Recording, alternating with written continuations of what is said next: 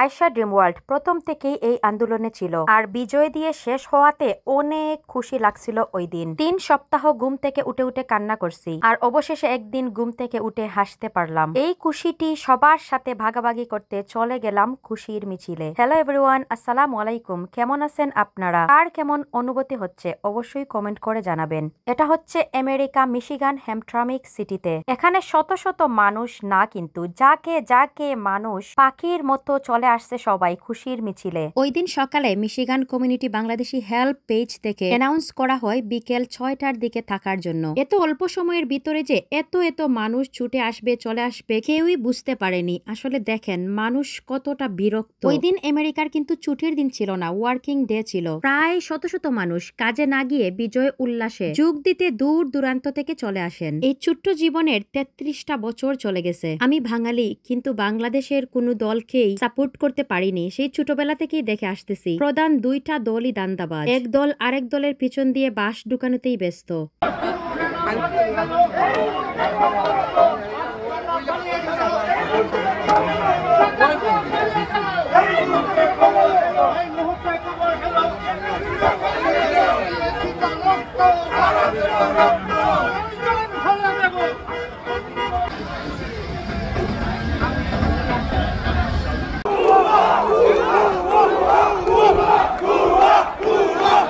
যাওয়ার পথ দিয়ে একটা রেস্টুরেন্টের সামনে রাখা হয়েছে আনলিমিটেড মিষ্টি এবং পানি। বিজয় মিছিলে সবাই স্লোগান দিয়ে যেতে যেতে এই পথে থেমে কিছু মিষ্টি খাচ্ছেন আর পানি নিয়ে যাচ্ছেন।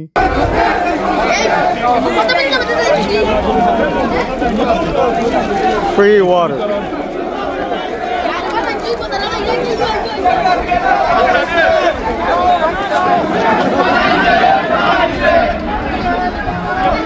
রাস্তার কোথা থেকে যে মানুষের শুরু আর কোথায় গিয়ে শেষ এটা কিন্তু ঠিকমতো দেখাও যাচ্ছিল না। এটা যদি স্যাটারডে কি সানডে হইতো তাহলে মানুষের ঠেলাই সামলানো দায় হয়ে যেত। এই বিজয়ের মিছিলটা এখান থেকে শুরু হয়ে একদম পুরো হ্যামট্রামি ঘুরে এখানে এসে আবার শেষ হবে।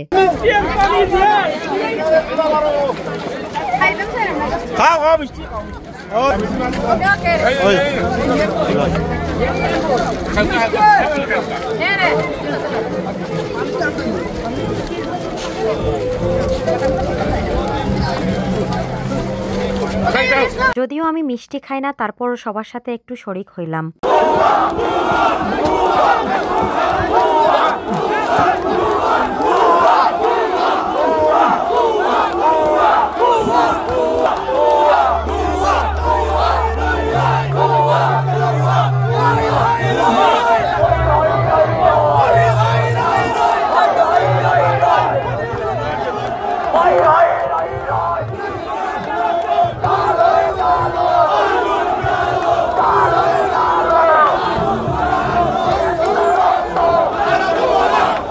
আসলে এটা দেখিও শেষ করা যাবে না। ওই দিন রাস্তায় যে কত কত মানুষ ছিলেন। আমি একা যাইনি, ওই দিন আমার মেয়ে, আমার হাজবেন্ড, আরো আমাদের পরিচিত অনেকেই ছিলেন। যারা যারা এখনো স্ট্যাটাস দিচ্ছেন অমুককে ফিরিয়ে আনা হবে, তমুককে ফিরিয়ে আনা হবে, যারা যারা আগের ভিডিও ছেড়েও মজা নিচ্ছেন, কিছু কিছু বিচ্ছিন্ন ঘটনাকে তুলে ধরে বলতেছেন জাতি বুঝবে কাকে হারিয়েছে, আর গণভবনে ঢুকে শাড়ি চুরি সবকিছুই নিয়ে যাওয়াকে বলতেছেন লুটপাট। তাদেরকে বলি আওয়ামী লীগ সরকার আসার পরেই যে পিলখানার সেনাবাহিনীদেরকে হত্যা করা হয়েছিল তারা কি রাজাকার ছিল? আমি সিলেটের একটা মেয়ে, আমার গ্রামের বাড়ি বিশ্বনাথ থানা। বিএনপির কাউকেই তেমন কোনো উন্নয়ন করতে দেখিনি, তবে আমার চোখের দেখা এমপি ইলিয়াস আলী আমাদের এলাকার অনেক অনেক উন্নয়ন করছিলেন। আওয়ামী লীগ সরকার আসার পরেই সে সহ আরো হাজার হাজার নেতা, শুধু রাজনৈতিক নেতা টেতা না, অনেক সাংবাদিক, আরো অনেক অনেক মানুষ একসাথে গুম হয়ে গেছিলেন। আওয়ামী লীগ সরকার এসেই গুণী সবাইকে হাওয়ার সাথে উড়িয়ে দিয়েছে। গণতান্ত্রিক দেশে এমন তো হওয়ার কথা ছিল না। শুরু থেকেই কেন মুখের ভাষা কেড়ে নেওয়া হইলো? যারা যারা স্ট্যাটাস দিচ্ছেন গণভবন লুটপাট, আমি দেখতেছি এটা তাদের বিজয়। আপনি সামান্য এসএসসি পাশ করে যেই মিষ্টি খান আর যেই লাফানি লাফান আর পুরা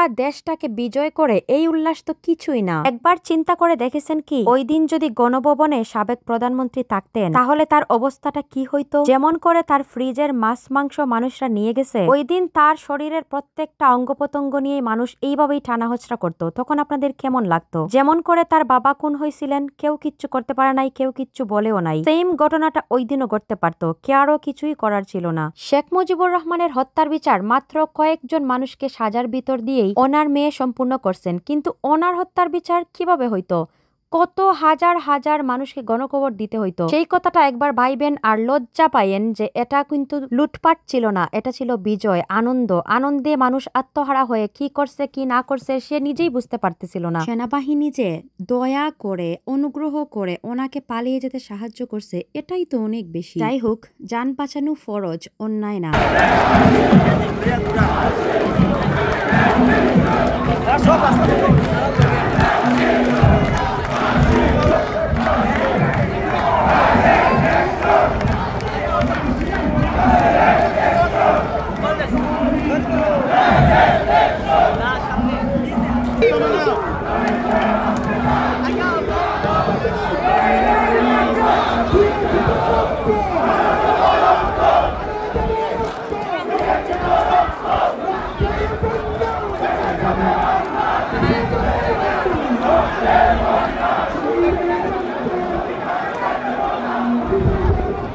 ওই দিন জিম শু পরে যেতে ভুলে গেছিলাম, পায়ে একদম ফুসকা পড়ে গেছে, কিন্তু তারপরও কেন শান্তি লাগতেছে জানেন? কারণ আমি নিজেও একজন ভুক্তভোগী। এখন থেকে 14-15 বছর আগে যখন আমাদের এলাকার এমপি ইলিয়াস আলীকে গুম করা হয়, তখন আমার বাবা ছিলেন সৌদি আরবে, কিন্তু কিছু মানুষ তাকে আসামি করে কোর্টে মামলা দিয়ে বসে পড়ে। আব্বা যখন 1 বছর পরে দেশে গেলেন, তখন আমরা জানতে পারি যে ওনার নামে কেস হয়েছে, কিন্তু উনি তো দেশেই ছিলেন না। চিন্তা করেন, একটা মানুষ মানে দেশের বাহিরে, কিন্তু তার নামে কেস ওয়ারেন্ট হয়ে বসে আছে। যারা ভুক্তভোগী শুধু তারাই বুঝতে পারবে মানে কে যে গেছে, কাকে বিতাড়িত করতে পারছে দেশের মানুষ।